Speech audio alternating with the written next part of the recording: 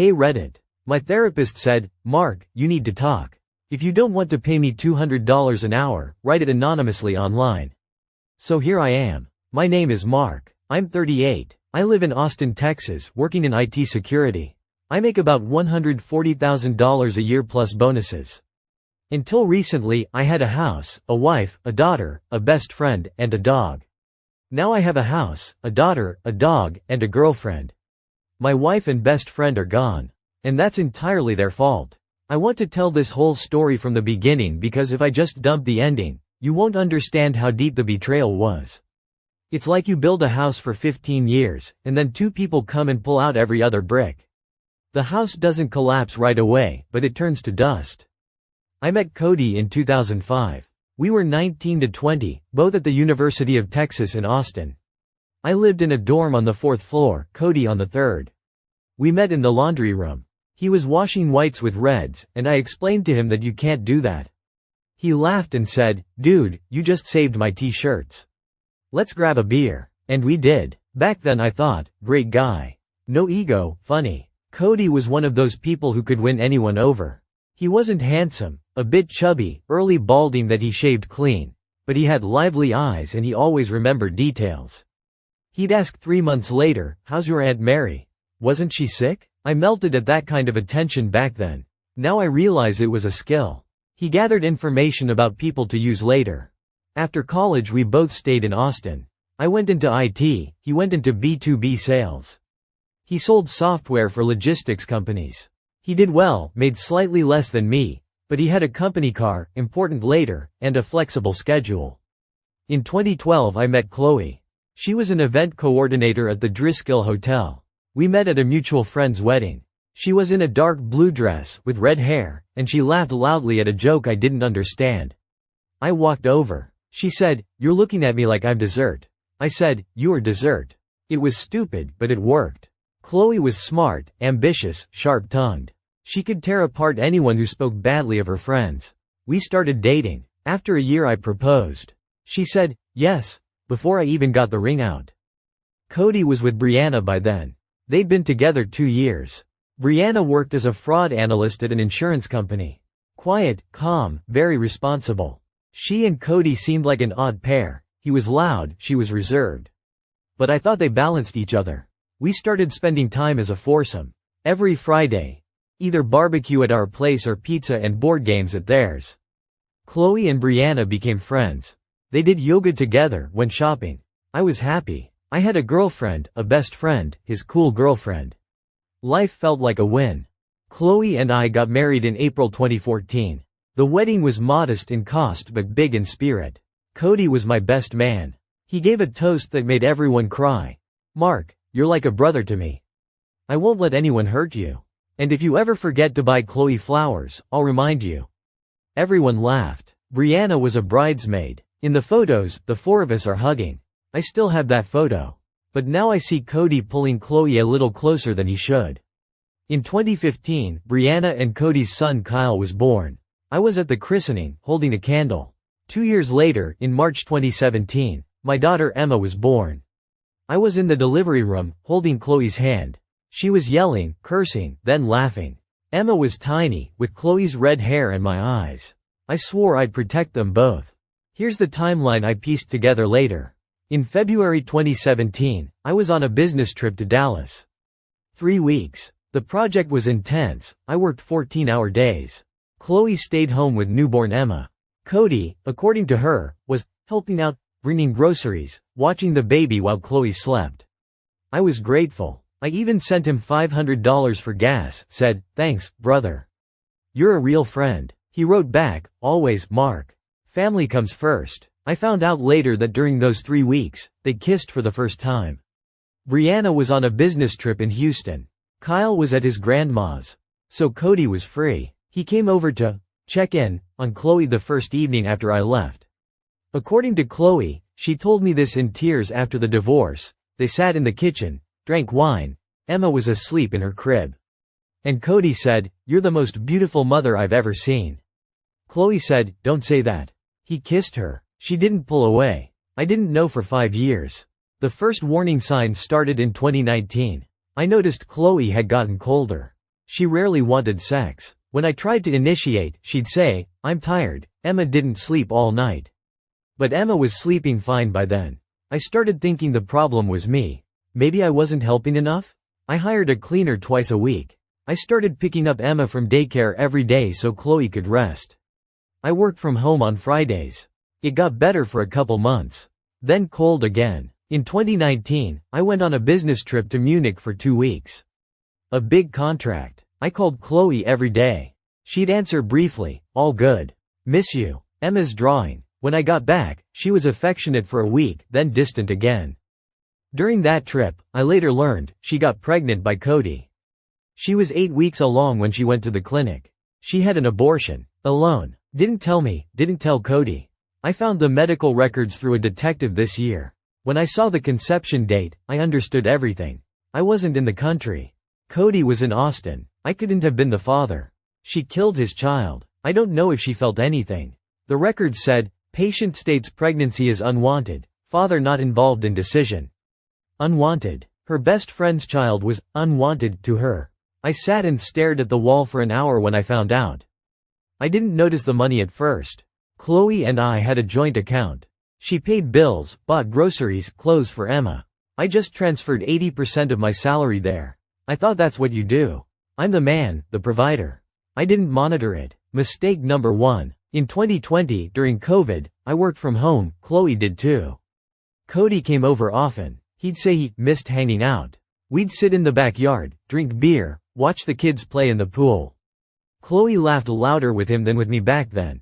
I thought, well, they're old friends. In 2021, I noticed the account balance was lower. I asked Chloe. She said, inflation, Mark. Groceries are up. Emma needs a new leotard for dance. I bought a new couch because the old one was falling apart. The couch was indeed falling apart. I didn't dig. I only started digging after I caught them. And here's what I found when I got 3 years of statements. March 2021. $8,000 transferred to Cody. Description. Kyle's dental work. I asked Chloe back then, why are we paying for Kyle's teeth? She said, Brianna's having money trouble. Cody's embarrassed to ask, I want to help. You're not against it, are you? I said, of course, let's help. I didn't know Brianna knew nothing about it. The money went to a new iPhone for Cody in a hotel in San Antonio where he took Chloe for a weekend while I thought she was visiting her mom. September 2021. $12,000 transfer. Cody's car repair. Cody's car was a company car. Any repairs were paid by the company. The money went to a boat. Yeah, he bought a used boat with our money. I went fishing on it once. Thought he took out a loan. January 2022. $15,000 transfer. Cody's business project. He was supposedly starting a small plumbing supply company. No company existed. The money went to remodeling his kitchen. June 2022. $7,000 transfer. Help for Brianna's surgery. Brianna was healthy. December 2022. $5,000 transfer. Christmas gifts for the kids. The kids got about $500 worth of gifts. The rest was gift cards for Cody. Total. $47,000 over 3 years. Plus smaller $200 minus $300 transfers I didn't count. I don't know how much more in cash. Chloe withdrew $500 every 2 weeks, for groceries. I never checked. When I froze all the accounts, Chloe was furious. She sent me a message, "You're insane. Emma's school lunch money is gone." I replied, "I transferred money directly to the school account. You, Chloe, need to find a job." She hadn't worked officially since 2017. Just freelance projects bringing in $500 minus $1,000 a month. She was used to my money. Now for how I found out. It was April 22nd. I was supposed to return from Dallas on Saturday morning. But my flight got canceled due to a storm. I rebooked for Friday evening. I didn't tell Chloe because I wanted to surprise her. Thought I'd order pizza, watch a movie. I got home at 10:45 p.m. The living room light was on. Cody's car was in the driveway. I thought, oh, he came over to hang out. Cool, we'll have some whiskey. I unlocked the front door. The hallway was quiet. I took off my sneakers. Then I heard Cody's voice. He was speaking softly but clearly. Tomorrow I'm telling Brianna. Enough hiding. Mark's in Dallas, we have a couple days to think it through. I want to be with you officially. I froze. My heart dropped somewhere into my stomach. I peeked around the corner. Chloe was sitting on the couch in her pajamas. Cody sat next to her. They were holding hands. Not kissing, not hugging. Just holding hands, like teenagers on a first date. Chloe had a face I'd never seen before. She was looking at Cody with such adoration, like he was the sun. She never looked at me like that. Not even on our wedding day. I took a step. The floor creaked. They both turned. Chloe went white, literally paper-colored. She opened her mouth, closed it, opened it again. Cody looked at me and, he didn't flinch. He didn't look away. He said, "Mark, close the door. Let's talk like men." I didn't hit him, though now, months later, I regret not hitting him. But back then I just said, "Get out of my house, Cody. Now, and don't let me see you again." He stood up, grabbed his phone from the coffee table, and walked out. At the door, he turned around. Wanted to say something. I pointed to the exit. He left. I turned to Chloe. She was crying, loud, sobbing. I said, "How long?" She didn't understand. I repeated, "How long has this been going on, Chloe?" She said, 5 years. I closed my eyes. 5 years. Our daughter was born in 2017. They started when Emma was a few months old. They kissed while I changed diapers. They slept together while I worked overtime to buy Chloe the car she wanted. I didn't say another word. I walked to Emma's room. She was asleep, arms spread out, clutching a plush unicorn. I woke her up. Said, "We're going to Grandma and Grandpa's, sweetheart." Surprise. She smiled sleepily. I packed a backpack. A couple t-shirts, a toothbrush, her favorite book. Chloe stood in the hallway repeating, "Mark, don't leave. Please, let's talk." I walked past her like she was empty space. I put Emma in the car and drove to San Antonio to my parents' place. The drive took an hour and 20 minutes. I cried. Didn't hold back, just tears streaming. I thought about how we built that house, how we picked out wallpaper for the nursery, how I held her hand when her dad had a stroke. And all that time, she was thinking of someone else. I stayed with my parents for 3 days. Emma played with her cousins. I sat in my old room and called lawyers. On the 4th day, I picked Susan, a family law attorney with 30 years of experience. She took a $5,000 retainer and said, "Mark, you have 2 options. First, peaceful divorce, split assets, child support, see your daughter on weekends. Second, fight. But for a fight, you need evidence. Lots of evidence." I chose fight. First thing I did, freeze all joint accounts. I went to the bank Monday morning, showed my ID, and filed a statement that I was the sole contributor to the main account. True, Chloe didn't work. The bank transferred $120,000 to my new personal account. I left $10,000 in the old account for Chloe, for utilities and groceries. She was furious. She sent me 23 messages in 1 hour. Here are a few. "You have no right. That's our joint account. I'll take you to court for financial abuse. Emma needs new ballet shoes and you left me with $10K. Cody's right, you're crazy." I only replied to the last one. "Cody's right? You're seriously bringing up Cody? The Cody you cheated on me with for 5 years? Go fuck yourself, Chloe." She didn't reply. Second thing, I hired a private investigator. Not because I wanted more dirt, but because I wanted to be sure I had everything. The guy's name was Miguel. Former cop, stocky, bald, with a forgettable face. Perfect. I gave him $3,000 and said, "Find me everything. Their messages, their meetups, their finances. Anything you can get legally." Miguel worked for 3 weeks. He brought me a 200-page folder. There were screenshots of their messages from Chloe's iCloud. She never changed her password. I knew it. Our wedding date. Stupid. There were security camera recordings from Cody's house over the last 6 months. Brianna gave access. There were credit card statements from Cody that he used for hotels with Chloe. The hardest part was the messages. Chloe wrote things to Cody I can't repeat out loud. For example, "Today Mark was gentle. I pretended it was you. It helped." Or, "I told Mark one had a migraine. He went to his office.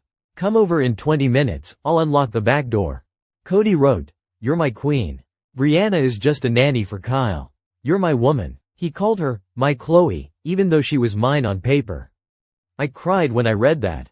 Not from self-pity. From anger. Cold, heavy anger. I called Brianna a week after I left. We met at the park by the lake, where we used to walk the kids. She came alone. We sat on a bench. I said, "Did you know?"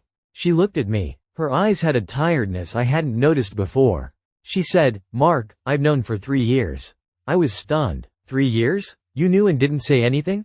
Brianna sighed. She started talking. Her voice steady, no hysterics. I first suspected in 2021. Cody started coming home late. Then I found a hotel receipt in his jacket.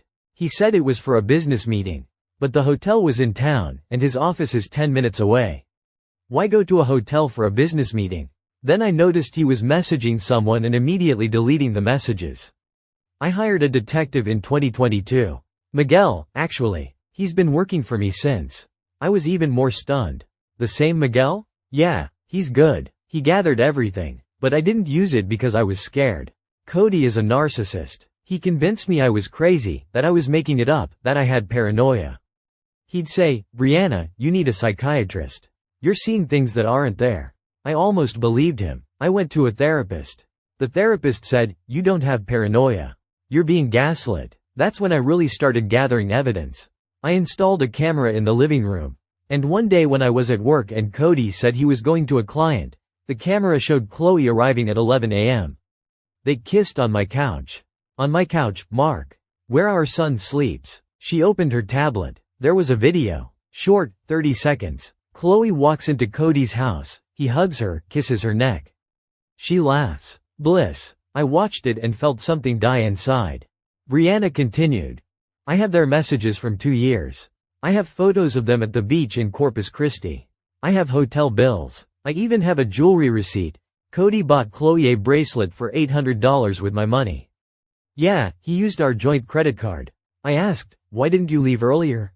Brianna looked at me. Because of Kyle. I didn't want him to grow up without a father. I hoped it would pass. Stupid, right? We sat on the bench for an hour. Talked about the kids, about money, about how we were both blind. At the end, Brianna said, "Let's team up. I'll give you all my evidence, you give me yours. Together, we'll destroy them in court." I agreed. Brianna worked in the corporate investigations department of an insurance company. She knew how to check people. She found what I didn't. Cody used his company car, a 2020 Chevrolet Tahoe, for trips to Chloe's place. Every time he drove to our house, he entered a fake client's address into the GPS. The company paid for gas and depreciation. Over 2 years, he put 25,000 extra miles on clients that didn't exist. That's company policy violation number 1. Then it got worse. Cody set up contracts with clients through a shell company registered under his younger brother's name. He'd bill a client $100,000, then transfer $20,000 to his brother's company as a commission. He kept the rest, but in his reports, he'd write that he sold at a lower price. He was stealing commissions from his employer. That was criminal, but Brianna decided not to go to the police. Just sent an anonymous letter to the compliance department. She wrote an email to the company ethics address. Attached screenshots of messages, GPS coordinates of the trips, and bank statements from the brother's account. 10 days later, Cody was called on the carpet. 3 days after that, he was let go by mutual agreement.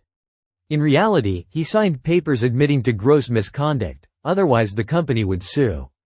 He was left unemployed at 39, with a gap in his resume. In B2B sales in Austin, everyone knows everyone. The rumors spread fast. I know at least 3 of his former clients who said, "We're not working with Cody anymore, he's a fraud." He tried to find work in San Antonio, but his reputation preceded him. At his last interview, they told him, "We called your previous employer. They wouldn't give a reference. We had to decline. He's been unemployed for 3 months now." I didn't want to go public. Honestly, I thought, divorce quietly, get custody, done. But Chloe started calling my friends and saying I abandoned her and the kid because of depression. She was lying. One mutual friend, Jared, told me, "Mark, Chloe's saying you're drinking and not letting her see Emma." Is that true? I was furious. I wasn't drinking at all. And Emma was with me every weekend. So I wrote a Facebook post. Here's the exact text. I saved it. Friends and acquaintances. I'm not writing this for drama, but for clarity. Chloe and I are divorcing. The reason is her long-term romantic affair with Cody, you know him. The affair lasted at least 5 years. I have proof. Messages, photos, witness statements. I won't post them here, but if anyone doubts, I can show you privately. I'm not asking you to pick sides. But I'm asking you not to believe the lies Chloe is spreading about me. I didn't abandon Emma. I'm fighting for custody. I'm not drinking. I'm working. If you want to stay friends with Chloe or Cody, that's your right. But I won't lie to protect their reputation. Thanks for understanding. I tagged 50 people. Mutual friends, coworkers, neighbors. The reaction was instant. My phone blew up. 6 people wrote that they always suspected. One former coworker of Cody's wrote, he always looked at Chloe strangely at company parties. Another friend's wife said, I saw them together at a cafe when you were on a business trip. He was holding her hand. I didn't say anything because I wasn't sure. I don't blame her. People are afraid to get involved. Chloe deleted her Facebook within 2 days. Cody locked down all his social media. But screenshots of my posts spread through group chats. In Austin's small IT world, everyone knows everything. Chloe's mother, my mother-in-law Susan, yeah, same name as my lawyer, coincidence, called me. She was crying. She said, Mark, I always thought of you as a son. I didn't know Chloe was like this. I'm on your side. I'll tell the judge she was a bad wife if I have to. I thanked her but didn't drag my mother-in-law into court. Still, her support meant a lot. Brianna also made a post on Instagram in a private account. She wrote, I'm divorcing Cody because of his affair with Chloe. I have proof. Please don't send me sympathy messages, I'm fine. I just want everyone to know the truth. She attached one photo, a screenshot of a message where Cody wrote, Chloe, you're better than Brianna at everything. She's like furniture. It was cruel, but honest. The divorce trial was set for June 3rd. 3 weeks before that, I got the last batch of documents from Miguel. Among them was Chloe's medical record from 2019. I already knew about the abortion, but the official document was a shock. The record said, pregnancy 8 weeks. Patient stated she did not wish to continue the pregnancy as it was not from her husband. Father unaware. Patient requests full confidentiality. I read it 3 times. Not from her husband. So she admitted to the doctor that the child wasn't mine.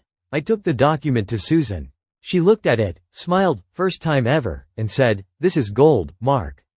It's not a crime, but the judge will see it. She hid important information from you that affects trust in the marriage. On trial day, Chloe showed up with her lawyer, a young guy in a cheap suit. She looked bad, thinner, dark circles under her eyes, dull hair. She tried not to look at me. I looked at her. I felt nothing but emptiness. Her lawyer started by claiming I financially controlled Chloe and isolated her from friends. Chloe cried on the bench. Said I forbade her from working, lie. She quit herself, took her phone, never, and had jealous outbursts. I didn't even know what to be jealous of. The judge, an older woman with a tired face, listened for about 10 minutes. Then said, Mr. Mark, your response. I stood up. Attorney Susan began presenting evidence. First, screenshots of Chloe and Cody's messages. The judge read them silently. Then the bank statements showing $47,000 in transfers. Then Miguel's written testimony. Then the video from Brianna's camera. Chloe went pale. Her lawyer started mumbling about privacy violations. The judge said, Counselor, this is a civil case, not criminal. Our evidentiary standards are broader. Continue. Susan said, Your Honor, we would also like to submit a medical record from 2019 proving that Mrs. Chloe concealed a pregnancy from another man and terminated it without her husband's knowledge. Chloe screamed, It's my body. He had no right to dig through my medical records. The judge banged her gavel. Mrs. Chloe, maintain order. I understand your emotional reaction, but in the context of a divorce proceeding, concealing a pregnancy from another man is a circumstance that affects asset distribution and custody. Continue. I looked at Chloe. She was crying for real now. Tears streaming, shaking. I didn't feel pity, only disgust. In the end, the judge ruled. Full custody of Emma to me. Chloe has every other weekend, 2 weeks in the summer, and 1 call per day. The house stays with me, since I bought it before marriage and paid the mortgage from my own funds. Chloe's car, a 2018 Honda CR-V, stays with her, but she pays all maintenance. No alimony from me to Chloe, because she siphoned $47,000 of marital funds to her lover without my consent. Child support from Chloe to me, $400 per month, but given her low income, reduced to $200. I put that money into Emma's college account. Chloe walked out of the courtroom with empty eyes. She didn't look at me. I didn't call out to her. After the divorce, I thought my life was work, Emma, and therapy. I didn't want to see anyone. But the kids went to the same school, and I saw Brianna in the parking lot a lot. We said hi. Then we started exchanging a few words. How's Kyle? Emma got an A on her reading test. Then Brianna invited us to Kyle's birthday party at a trampoline park. I came. We stood watching the kids jump. Brianna said, "You know, I'm not mad at you for not knowing. You were a good husband. Chloe's an idiot." I smiled. A month later, we started taking the kids to the movies together on Saturdays. First as friends. Then I noticed she'd put her hand on my shoulder when she laughed. Then she noticed I'd hold my gaze on her lips a little too long. One night, after the kids were asleep, Kyle was staying over at our place for a sleepover. We sat in the kitchen, drinking wine, talking about how Cody had tried to get his house keys back from Brianna and she called the cops. We laughed. Then we got quiet. Brianna said, "Mark, I want to ask you something." "Don't laugh. Go ahead. Have you ever thought about us? Not as fellow victims of the same nightmare, but as, a couple?" I didn't know what to say. Because I had thought about it. Every night, falling asleep, I imagined her face. Not Chloe's. Brianna's. I said, "Every night, Brianna. I think about it every night, but I'm scared it'll look like revenge. Or a mistake." She walked over to me, took my hand, and said, "I don't care what it looks like. I want to be happy. And you make me happy." The kids love each other. We both know what betrayal is, and we'd never do that to each other. I kissed her. It was strange. Kissing the woman who was married to the guy who slept with my wife.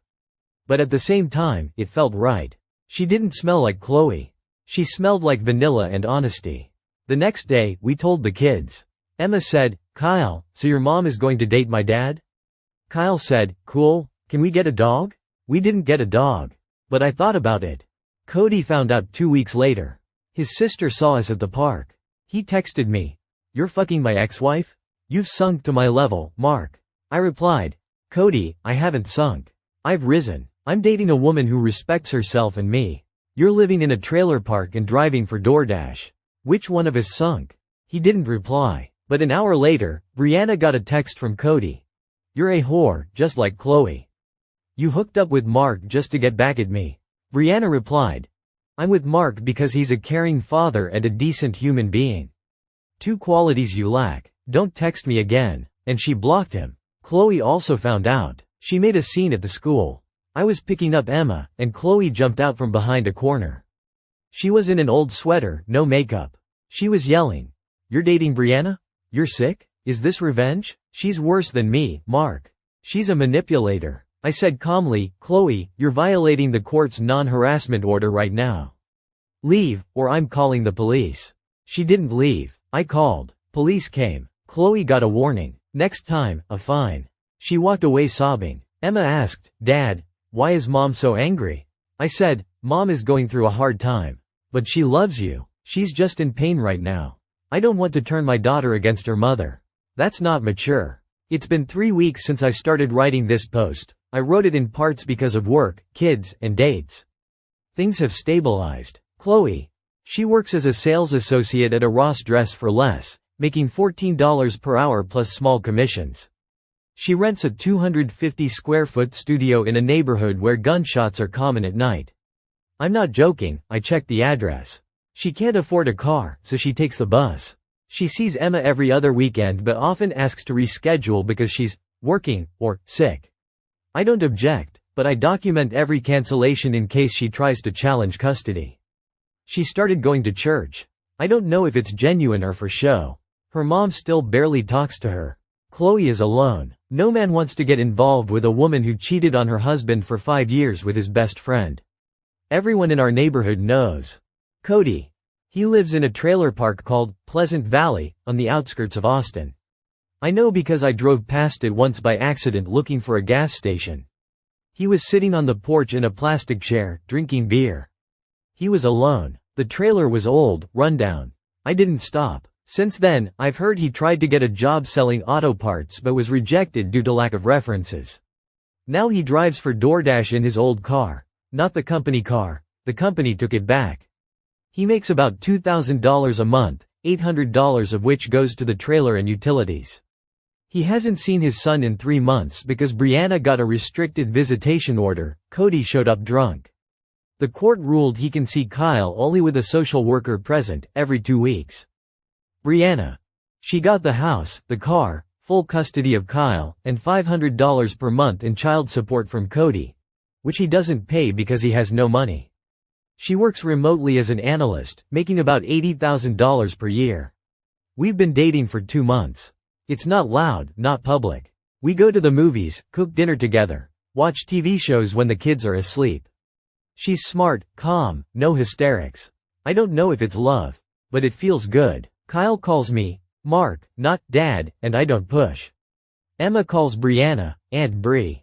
We don't care that our exes slept together. We're just living our lives. Me.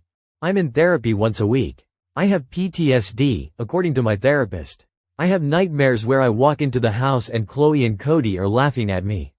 But it's fading. I work a lot, exercise. I bought a dog, a golden retriever named Justice. Corny, I know, but the dog makes me happy. Reddit, I'm not giving advice.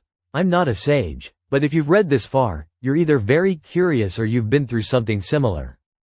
Here are my takeaways, simple and metaphor-free. If your partner hides their phone, check it. Don't be shy. Better to know the truth earlier.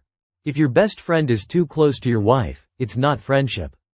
It's preparation. Don't fully combine finances. Have your own account your partner can't access. A DNA test for your kid is normal. I did it. Emma is mine. But if she weren't, I'd still love her. Revenge isn't about causing pain. Revenge is living better while they rot in their own shit. Don't be afraid of therapy. It kept me from drinking myself to death. Brianna is the best thing that happened to me after the divorce. Don't rush into a relationship, but don't shut yourself off either. Today is Saturday. Emma and Kyle are drawing at the kitchen table. Justice is sleeping under the table. Brianna is making breakfast, eggs and bacon. I'm drinking coffee and writing this post. Through the window, I can see the neighbor mowing his lawn. A normal day. I'm not happy, but I'm calm. And right now, calm is more valuable to me than happy. Cody, if you're reading this, and I know you checked my profile through your brother's account. Hello from the house that could have been yours. Don't be jealous. You chose the trailer when you fucked your friend's wife. Chloe, if you're reading, I wish you healing. Not from an illness, but from the emptiness that made you lie for 5 years. And please, don't miss your weekends with Emma. She's waiting for you, even if you don't deserve it. Thanks everyone for the support. I'm closing this account in a week. Life goes on. P.S. My mom said, Mark, you finally found a decent woman. And it's that asshole's wife. Funny, right? Mom knows how to cheer me up.